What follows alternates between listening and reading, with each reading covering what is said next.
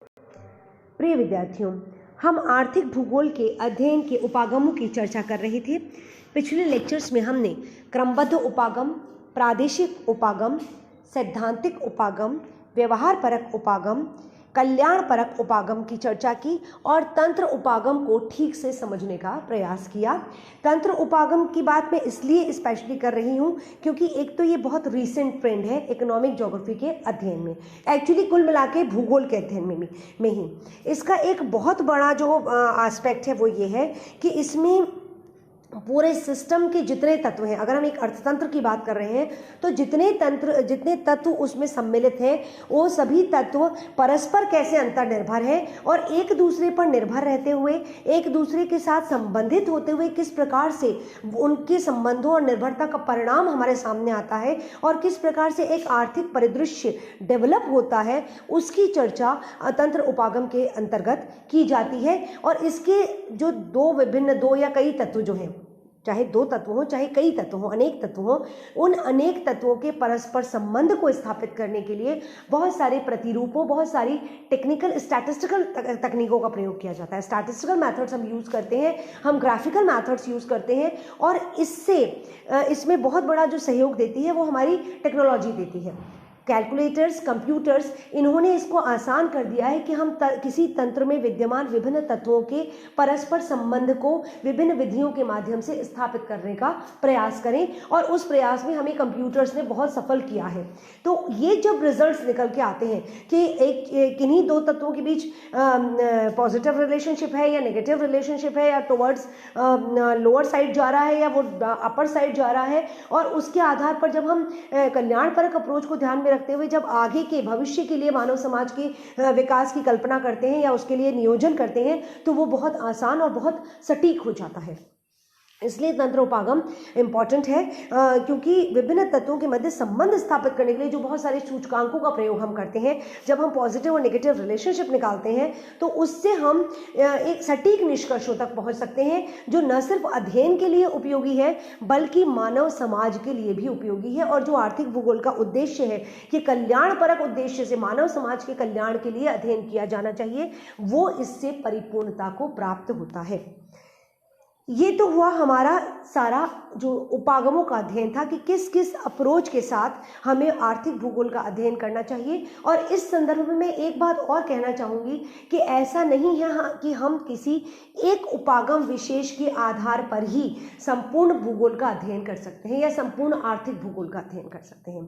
हमारा अध्ययन सफल या सक्षम तब हो सकता है जब हम किसी एक उपागम को अकेले लेकर ना चलें बल्कि सभी उपागमों को परिस्थिति के अनुसार, उद्देश्य के अनुसार, सुविधा के अनुसार और हमारी उपलब्ध तकनीक के अनुसार अध्ययन करने का, सभी उपागमों को अपनाने का प्रयास करें।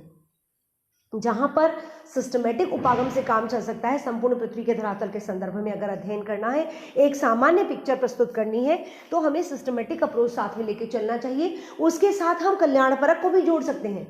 एक उपागम अपने आप में परिपूर्ण नहीं है, उपागमों का भी समूह अपनाकर ही संपूर्ण अध्ययन किया जा सकता है। अगर हम प्रादेशिक उपागम की बात करते हैं तो चाहे सिस्टमेटिक हो चाहे रीजनल अप्रोच हो, तंत्र उपागम के बिना वो सटीकता और शुद्धता तक नहीं पहुंच सकते वो विश्लेषण। इसलिए हमें उसका प्रयोग भी साइमल्टेनियसली करना चाहिए और साथ में कल्याणपरक उपागम को तो ध्यान में रखना ही चाहिए कि जो भी अध्ययन कर रहे हैं उसकी यूटिलिटी क्या है।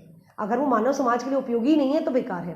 अब इसके साथ साथ ये भी ध्यान रखना पड़ेगा कि क्या सिर्फ आंकड़ों और सिद्धांतों के आधार पर हम अध्ययन कर लें, वो प्रैक्टिकली पॉसिबल हो या नहीं हो, मानव समाज वहां पर उसको प्रैक्टिकली अप्लाई कर पाता हो या नहीं कर पाता हो। मान लीजिए सिद्धांतों या प्रतिरूपों के आधार पर किसी क्षेत्र विशेष में खेती की जानी चाहिए, लेकिन हम देखते हैं कि वहां तो इंडस्ट्रीज लगी हुई हैं या इंडस्ट्री लगाई जानी चाहिए, वहां पर तो लोग परंपरागत रूप से खेती ही कर रहे हैं, तो फिर तो हमारे सारे बाकी उपागम व्यर्थ हो गए।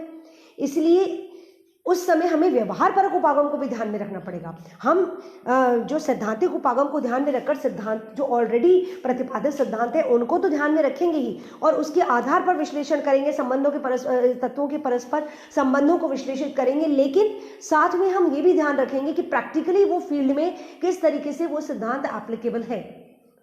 तो इस तरह से हम हर उपागम को साथ में लेकर चलते हैं।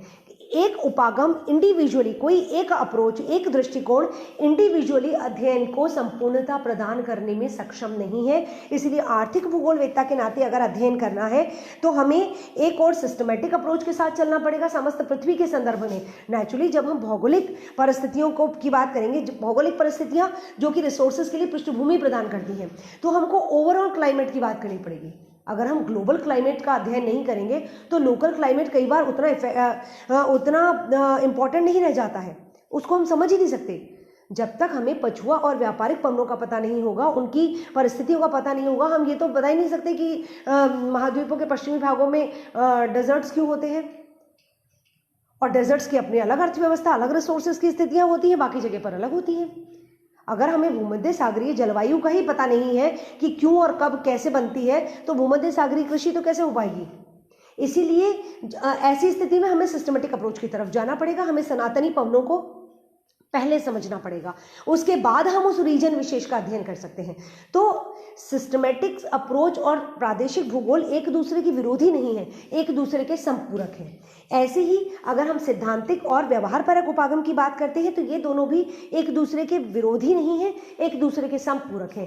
सिद्धांत का प्रतिपादन किया गया कुछ आदर्श परिस्थितियों के आधार पर, लेकिन हम क्षेत्र विशेष में उसको अप्लाई कर उसको लागू करते हुए उसके संदर्भ में जब क्षेत्र विशेष का अध्ययन करते हैं तो हम पाते हैं कि बहुत सारी चीज़ें उससे समानता रखती हैं और कुछ चीज़ें ऐसी भी हैं जो उससे असमानता रखती हैं। वो सिद्धांत वहाँ लागू नहीं हो रहा है, तो ऐसे में हम उसके कारण खोजना चाहते हैं कि क्या कारण है कि वो वहाँ संभव नहीं हो पा रहा है। वहाँ पर मानव समुदाय किस प्रकार से सोचता है, किस अप्रोच के साथ काम करता है, किस प्रकार की परंपरागत परिस्थितियाँ वहाँ पर रही हैं, किस प्रकार की साइकोलॉजी वहाँ के मानव समुदाय की है। उन सब के अध्ययन के बाद हम सिद्धांत की सत्यता, असत्यता या उसकी सुदृढ़ता, उसकी एप्लीकेबिलिटी की बात कर सकते हैं।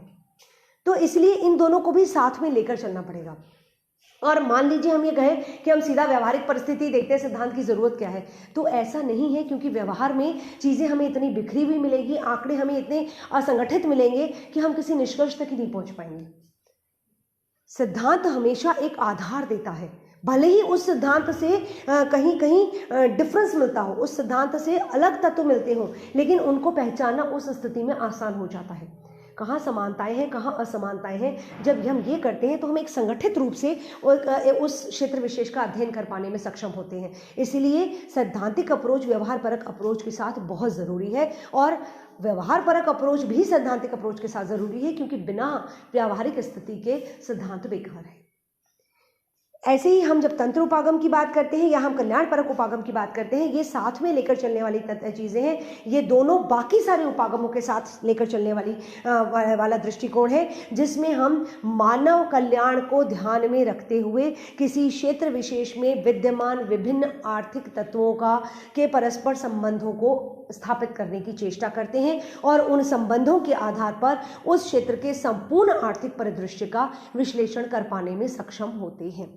तो कहने का मतलब ये है कि ये सारे आर्थिक भूगोल को अध्ययन करने के अप्रोचेस हैं, दृष्टिकोण हैं, लेकिन ये सारे इंडिपेंडेंट नहीं है। इनमें से किसी एक का अध्ययन करके या एक तरीके से अध्ययन करके हम अपने निष्कर्ष तक, अपने लक्ष्य तक नहीं पहुंच सकते, अपने अध्ययन को संपूर्णता नहीं दे सकते। हमें ज़रूरत है कि हम यथास्थिति एक परिस्थिति के अनुसार, अपनी सुविधा के अनुसार, अपने अध्ययन के उद्देश्य के अनुसार, उपलब्ध टेक्नोलॉजी के अनुसार और वहाँ विद्यमान उस क्षेत्र विशेष में विद्यमान मानव समुदायों की परिस्थितियों के अनुसार अध्ययन करें, और उसी आधार पर समय समय पर देश काल के अनुसार किस उपागम को अपनाया जाना चाहिए इसका निर्णय करें।